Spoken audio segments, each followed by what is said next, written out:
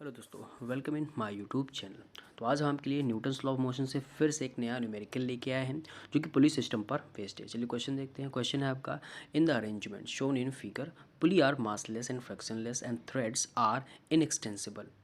Block mass कह सकते हो, block mass m1 will remain at rest if. तो यहाँ पर आपसे क्या पूछा गया है, एक कंडीशन आपसे पूछी गई है कि जो ब्लॉक मास m1 अगर उसे हमें रेस्ट पर रखना है तो आपको क्या कंडीशंस अप्लाई करनी पड़ सकती हैं, और इसके हिसाब से आपके ऑप्शन भी हैं। तो चलिए सबसे पहले हम क्वेश्चंस को सॉल्व करते हैं।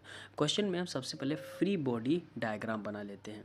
आप देख रहे हैं तो यहाँ पर 1 2 3 तीन ब्लॉक हैं, m1 m2 और m3। इसके हिसाब से m1 ब्लॉक पर नीचे की ओर फोर्स mg, 2 ब्लॉक की बात करें दूसरे ब्लॉक की तो m2g, और तीसरे ब्लॉक पर नीचे की ओर फोर्स m3g।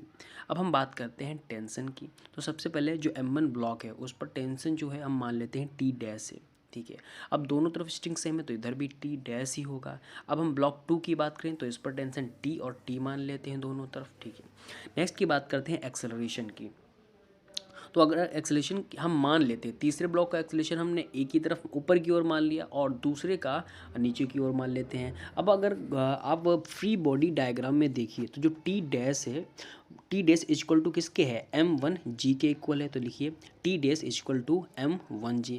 अब फिर से आप ध्यान से देखिए, जो टी डैश है वो 2t के भी इक्वल है, तो T dash equal to 2t हो जाएगा। तो t कैसे निकालेंगे, t equal to t dash by में 2 हो जाएगा, या फिर लिख सकते हैं m1g बाय में 2।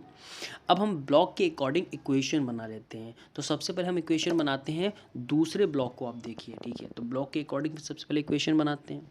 इक्वेशन में सबसे पहले सेकेंड ब्लॉक जो है तो उस पर देखिए फोर्स नीचे की ओर m2g वो बड़ा है तो m2g minus T equal to m2a हो जाएगा, ठीक है। अगर तीसरे ब्लॉक की बात करें तो यहाँ पर t बड़ा है तो t minus m3g equal to m3a हो जाएगा। अब t से t कैंसिल, तो यहाँ पर क्या बचा आपका m2 माइनस m3 ब्रैकेट में, फिर g equal to m2 plus m3 और ब्रैकेट में, और फिर इसके बाहर क्या आ जाएगा, a हो जाएगा। तो a इक्वल टू क्या आ जाएगा आपका, a इक्वल टू आ जाएगा m2 माइनस m3g बाय में m2 प्लस m3, क्या हो जाएगा m2 minus m3 g bye में m2 प्लस m3 हो जाएगा, ठीक। ये आपका a आया है। अब हम जो इक्वेशन आपकी थी पहली इक्वेशन, उस पहली इक्वेशन में a की वैल्यू को पुट करते हैं, ठीक है। चलिए इक्वेशन 1 में हम a की वैल्यू को पुट करते हैं। कैसे पुट करना, क्या आपकी जो पहली इक्वेशन क्या थी, m2g minus T equal to m2 है, तो हमने इक्वेशन की नेमिंग भी कर दी ताकि आपको कंफ्यूज ना हो आप, ठीक है। तो क्वेश्चन देख, सबसे पहले इक्वेशन देखते हैं। इक्वेशन है आपका m2g, ठीक है, minus T equal to m2a हो जाएगा, ठीक है। टी की जगह पर हमने यहाँ पर m1g बाय में 2 कर दिया है और नीचे इधर आपका m2 a की वैल्यू को पुट कर दिया है। अब इसको हम सॉल्व कर लेते हैं। सबसे पहले देखिए तो अगर g से g चला जाएगा, ठीक है, g से g को कैंसिल कर लिया और आप सॉल्व करेंगे तो आपका निकल के क्या आ जाएगा, इधर इस साइड में राइट साइड में 2m2 माइनस m1 y में 2 आ जाएगा, ठीक है।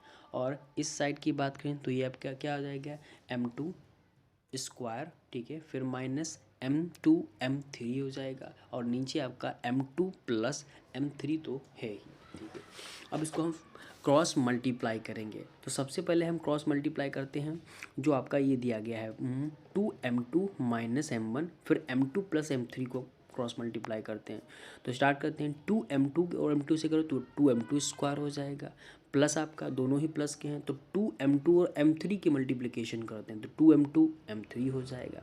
अब आप m1 का उठा लीजिए, m1 आपका माइनस का है और m2 आपका प्लस का है, तो यहाँ पर plus minus minus m1 m2 हो जाएगा। और नेक्स्ट m1 m3 से मल्टीप्लाई करें तो m1 m3 हो जाएगा, इक्वल टू लगा लीजिए। फिर अब इसकी मल्टीप्लिकेशन कीजिए 2m2 स्क्वायर, फिर आपका माइनस 2m2 m3 हो जाएगा।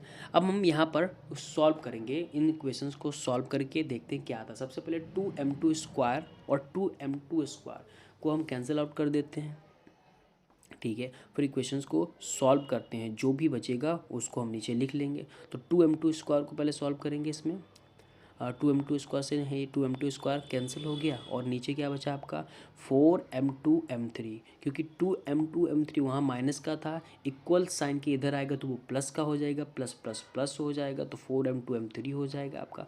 और इधर आपका क्या बचेगा m1m2 सॉरी हाँ m1m3 प्लस m1m2 आपका बचेगा। ठीक है, अब कुछ नहीं करना है, ये जो इक्वेशन आई है इसको डिवाइड कर देना है किससे, m1 m2 और m3 से इस इक्वेशंस को डिवाइड कर देना है। तो डिवाइड करने के लिए हम इक्वेशंस को लिख लेते हैं 4m2m3 equal to m1m3 plus m1m2। ठीक है, और नीचे आपको हम डिवाइड करना है तो m1 m2 m3 इस सबको डिवाइड करना है तो m1 m2 3, इसके नीचे भी m1 m2 3 और इसके नीचे भी आपको m1 m2 3। ठीक है, अब इसको सॉल्व कीजिए और आपका आंसर आ जाएगा सॉल्व करने पर। ठीक है, यहाँ पर m2 m2 3 चला जाएगा, यहाँ पर m1 m3 कैंसिल और यहाँ पर m1 m2, तो आपका क्या बचेगा 4/m1। इसके अलावा यहाँ पर क्या बचेगा 1/m2 और यहाँ पर प्लस वहाँ 1/m3 बचेगा। अब मैंने इसका PDF फॉर्म भी व्यू कराया था कि अगर आपको वहाँ समझ में ना आया हो तो इसको आप यहाँ से समझ सकते हैं। इसमें 3 पेज बनाया, पहला था, दूसरा और ये तीसरा पेज है और आप आंसर देख सकते हैं। क्वेश्चन अगर मैं आप देखिए तो वहाँ पर C ऑप्शन आपका राइट होगा। ठीक है, तो thank you so much for watching my video.